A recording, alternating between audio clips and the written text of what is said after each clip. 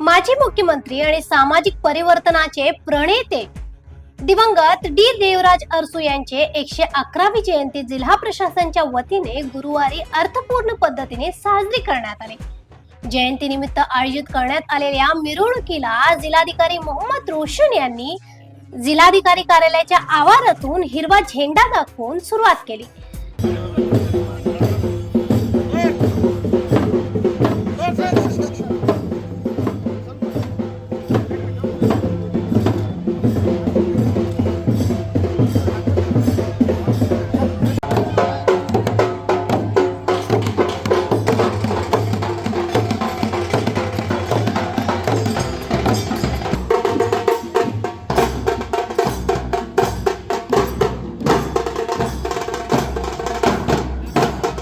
यावेळी बोलताना जिल्हाधिकारी मोहम्मद रोशन यांनी देवराज अरसू हे राज्याचे सामाजिक, शैक्षणिक आणि आर्थिक क्षेत्रात महत्त्वपूर्ण बदल घडवून आणणारे दूरदृष्टीचे नेते होते असे स्मरण केले। देवराज अरसू यांच्या कार्यकाळात लागू करण्यात आलेल्या अनेक क्रांतिकारी कायदे आणि सामाजिक सुधारणांमुळे समाजातील दुर्बल घटकांच्या जीवनात मोठे परिवर्तन घडून आले आहे। विशेषतः सामाजिक समानता, मागासवर्गीयांचा विकास आणि वंचित समाज घटकांना संधी उपलब्ध करून देण्यासाठी त्यांनी घेतलेला निर्णय आजही तितकेच महत्त्वाचे आहेत असे त्यांनी सांगितले। समाजातील असमानता दूर करून प्रत्येकाला समान संधी मिळावी यासाठी देवराज अरसू यांनी मोठे योगदान दिले आहे। त्यांचे प्रशासन आणि सामाजिक विचार आजच्या पिढीसाठी आदर्श आहेत। त्यांच्या विचारांना आणि आदर्शांचा अंगीकरण करून समानता आणि सामाजिक न्यायावर आधारित समाज निर्माण करण्यासाठी प्रत्येकाने योगदान द्यावे असे आवाहन जिल्हाधिकारी मोहम्मद रोशन यांनी केले।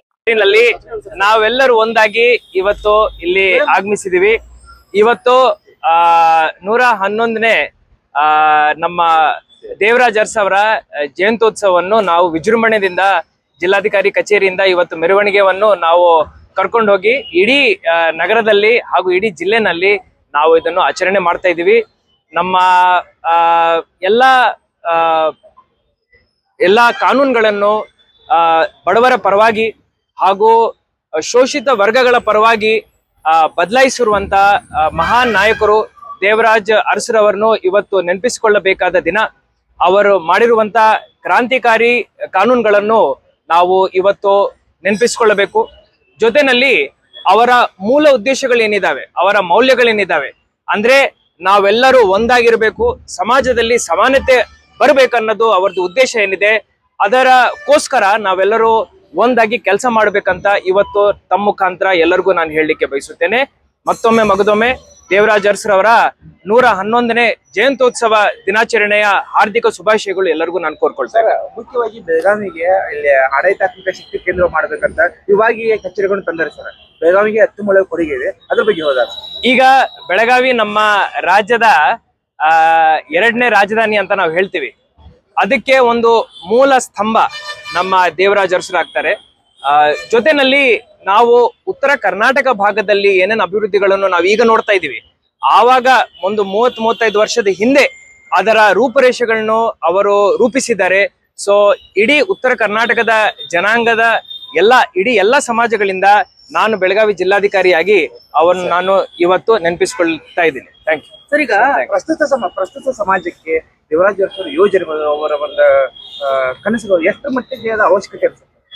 ನನ್ನ ಜೊತೆ ಇಷ್ಟು ಅಧಿಕಾರಿಗಳು ಈ ಉನ್ನತ ಸ್ಥಾನದಲ್ಲಿ ಇವತ್ತು ಬಂದು ಆಡಳಿತದಲ್ಲಿ ಭಾಗಿಯಾಗಿದ್ದಾರೆ। ಅದಕ್ಕೆ ದೇವರಾಜ್ ಅರಸರು ಒಬ್ಬ ಮೂಲ ಕಾರಣರಾಗ್ತಾರೆ। ಜೊತೆನಲ್ಲಿ ಎಷ್ಟೋ ಜನ ಬಡ ಮಕ್ಕಳು ಹಾಗೂ ನಮ್ಮ ಬ್ಯಾಕ್ವರ್ಡ್ ಕ್ಲಾಸಸ್ ಮಕ್ಕಳು ಎಷ್ಟೋ ಜನ ಹಾಸ್ಟೆಲ್ಗಳಲ್ಲಿ ಓದ್ತಾ ಇದ್ದಾರೆ। ಅವ್ರಿಗೆ ಒಂದು ಒಳ್ಳೆ ರೀತಿಯ ಶಿಕ್ಷಣ ಸಿಗ್ತಾ ಇದೆ, ಊಟ ಸಿಗ್ತಾ ಇದೆ, ಎಲ್ಲಾ ರೀತಿಯ ಸವಲತ್ತುಗಳು ಸಿಗ್ತಾ ಇದೆ।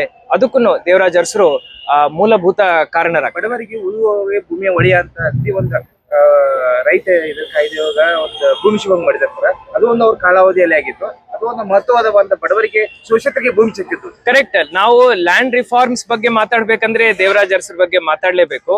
ಭೂ ಸುಧಾರಣೆ ಹರಿಕಾರ ಅಂತ ನಾವು ಅವರನ್ನು ಕರಿತೀವಿ। ಸೊ ಆ ಬಿರುದು ಸುಮ್ನೆ ನಾವು ಕೊಡ್ಲಿಕ್ಕೆ ಆಗಲ್ಲ। ಇಡೀ ಕರ್ನಾಟಕದಲ್ಲಿ ಎಷ್ಟೋ ಜನ ಯಾರು ಉಳುಮೆ ಮಾಡ್ತಾ ಇದ್ದಾರೆ, ಉಳುಮೆ ಮಾಡುವವರಿಗೆ ಆ ಭೂಮಿ ಸಿಗ್ಬೇಕಂತ ಅವ್ರು ಏನು ಹೋರಾಟ ಮಾಡಿದ್ದಾರೆ, ಅದಕ್ಕೆ ನನ್ನ ಪ್ರಕಾರ ಒಂದು ಸಾರ್ಥಕತೆ ಸಿಕ್ಕಿದೆ. ಎಷ್ಟೋ ಜನ ಬಡವರು ಇವಾಗ ಬರ್ತಾರೆ ನನ್ನ ಕಡೆ, 2 ಎಕರೆ 3 ಎಕರೆ 4 ಎಕರೆ 1 ಹೆಕ್ಟೇರ್ ಜಮೀನ್ ನಮ್ ಕಡೆ ಇದೆ, ನಾವು ಉಳುಮೆ ಮಾಡ್ತಾ ಇದೀವಿ ಅಂತ ಅವ್ರು ನಮ್ಗೆ ಹೇಳುವಾಗ ಆವಾಗ ನಾವು ಮತ್ತೆ ದೇವರಾಜ್ ಅರಸರ ಕೊಡುಗೆ ಏನಿದೆ ಅದನ್ನು ನಾವು ನೆನಪಿಸ್ಕೊಳ್ತಾ ಇರ್ತೀವಿ. ಸೊ ಆ ಕೊಡುಗೆ ಇದೆ. ಇನ್ನು ಮುಂದಿನ ದಿನಮಾನಗಳಲ್ಲಿನೂ ಅವರ ಉದ್ದೇಶಗಳೇನಿದಾವೆ, ಅವರ ಮೌಲ್ಯಗಳೇನಿದಾವೆ, ಅದರ ಪ್ರಕಾರ ನಮ್ಮ ಕಾರ್ಯಶೈಲಿಯನ್ನು ನಾವು ಅಳವಡಿಸ್ಕೊಂಡು ನಡೆಸ್ತೀವಿ ಅಂತ ತಮ್ಗೆ ಹೇಳ್ತಾರೆ. ಹಿಂದುಳಿದ ವರ್ಗಗಳ ಕಲ್ಯಾಣ ಇಲಾಖೆ ದೇವರಾಜ್ ಆಫೀಸ್ ಎಲ್ಲ ಇದೆ, ಬಟ್ ಜನ ಹೋಗಕ್ಕೆ ತುಂಬಾ ತ್ರಾಸ ಇದೆ ಅಲ್ಲಿ. ಒಂದು ಹೊಸ ಆಫೀಸ್ ನಾವು ನಿರ್ಮಾಣ ಮಾಡ್ಲಿಕ್ಕೆ ಪ್ರಪೋಸಲ್ ಮಾಡ್ತಾ ಇದೀವಿ. ವ್ಯವಸ್ಥೆ ಆದ್ರೂ ಮಾಡ್ಬೇಕಲ್ಲ ಸರ್. ಬಸ್ಸಿನ ವ್ಯವಸ್ಥೆನೂ ಮಾಡ್ತೀವಿ. ಇದು ಬರೇ ತಾತ್ಕಾಲಿಕ ಇಶ್ಯೂ. ಬೆಳಗಾವಿನಲ್ಲಿ ಬಟ್ ಜನ ಸರ್ ತುಂಬಾ ಬೆಳಗಾವಿನಲ್ಲಿ ಜನ ತುಂಬಾ ನೋ ಪ್ರಾಬ್ಲಮ್, ಸಾಲ್ವ್ ಮಾಡೋಣ ಪ್ರಾಬ್ಲಮ್ ಇದೆ, ಒಪ್ಕೊಳ್ತೇನೆ. ಮಾತಾಡ್ತಾ ಇದೀವಿ, ಜನಕ್ಕೆ ಅಲ್ಲಿ ತೊಂದ್ರೆ ಬಹಳ ಸಿಂಪಲ್ ಇದೆ, ಏನಿಲ್ಲ. ಈಗ ನೋಡಿ, ನಮ್ಮ ಜಿಲ್ಲಾಧಿಕಾರಿ ಕಚೇರಿ 1 ವರ್ಷ ನಾವು ಕಷ್ಟಪಟ್ಟು ರಿಪೇರಿ ಮಾಡಿಸಿದ್ವಿ. ಅದೇ ರೀತಿ ಒಂದು ಹೊಸ ಜಿಲ್ಲಾಧಿಕಾರಿ ಕಚೇರಿ ಬರ್ತಾ ಇದೆ. 75 ಕೋಟಿ ನಾವು, ನನ್ನ ಪ್ರಕಾರ 1.5-2 ವರ್ಷದ ಒಳಗಡೆ ಮುಕ್ತಾಯ ಆಗುತ್ತೆ. ಜೊತೆನಲ್ಲಿ ಪಾರ್ಕಿಂಗ್ ವ್ಯವಸ್ಥೆ ಇರ್ಲಿಲ್ಲ, ಅದನ್ನು ನಾವು ಅದರಲ್ಲಿ ಅಳವಡಿಸ್ಕೊಳ್ತಾ ಇದ್ವಿ. ಸ್ವಲ್ಪ ಚೇಂಜಸ್ ಆದಾಗ ಸ್ವಲ್ಪ ಹೆಚ್ಚು ಕಡಿಮೆ ಆಗ್ತವೆ. ಅದನ್ನು ದೃಷ್ಟಿನಲ್ಲಿ ಇಟ್ಕೊಂಡು ನಾವು ಒಂದು ಕಂಪ್ಲೀಟ್ ರೋಡ್ ಮ್ಯಾಪ್ ನ ರೆಡಿ ಮಾಡಿದೀವಿ. ಅದರ ಪ್ರಕಾರ ಬ್ಯಾಕ್ವರ್ಡ್ ಕ್ಲಾಸಸ್ ಡಿಪಾರ್ಟ್ಮೆಂಟ್ಗೂ ಒಂದು ಒಳ್ಳೆ ಬಿಲ್ಡಿಂಗ್ ಇದೆ. ಸೆಂಟ್ರಲ್ಲಿ ಒಂದು ಒಳ್ಳೆ ಬಿಲ್ಡಿಂಗ್ ಬರೋ ತರ. 1 ಸೆಕೆಂಡ್ ನಾನು ಮುಗಿಸ್ತೀನಿ. ನಿಮ್ಗೆ ಕ್ವಶನ್ ಗೊತ್ತಾಗಿದೆ, ಉತ್ತರ ಕೊಡ್ಬೇಕಲ್ವಾ? ಸೊ ಈ ಮೂಲ ಸೆಂಟರ್ ಅಲ್ಲಿ ನಾವು ಒಂದು ಹೊಸ ಬಿಲ್ಡಿಂಗ್ ನಿರ್ಮಾಣ ಮಾಡ್ಲಿಕ್ಕೆ ನಾವು ಸಾಯಶಕ್ತಿ ಪ್ರಯಾಸ ಮಾಡ್ತಾ ಇದೀವಿ. ಈ ಮಧ್ಯದಲ್ಲಿ ಏನು ಬಸ್ ಫೆಸಿಲಿಟಿ ಆಗಬೇಕೋ ನಾನು ಇವತ್ತೇ ನೋಡಿ ಆ NWKRTC ಡಿವಿಷನಲ್ ಕಂಟ್ರೋಲರ್ ಜೊತೆ ಮಾತಾಡಿ ಬಸ್ ವ್ಯವಸ್ಥೆ ಎಲ್ಲ ಕಡೆಯಿಂದ ಅಟ್ಲೀಸ್ಟ್ ಅಲ್ಲಿಗೆ ಹೋಗೋ ರೀತಿ ನಾವು